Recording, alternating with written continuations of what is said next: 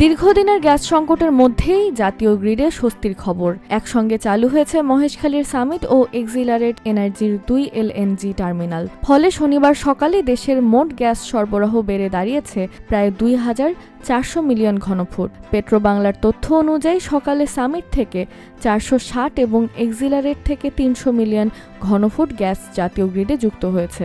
অর্থাৎ দুই টার্মিনাল মিলিয়ে এলএনজি থেকে সরবরাহ হচ্ছে প্রায় 760 মিলিয়ন ঘনফুট। শুক্রবার কারিগরি ত্রুটির কারণে এক্সিলারেটের সরবরাহ সাময়িক বন্ধ হয়ে গেলে মোট সরবরাহ নেমে যায় প্রায় 1,730 মিলিয়ন ঘনফুট। পরে রাতেই ত্রুটি মেরামত করে আবার সরবরাহ শুরু হয়। অন্যদিকে শুক্রবার সন্ধ্যা 6:10 সামিটও সরবরাহ শুরু করে।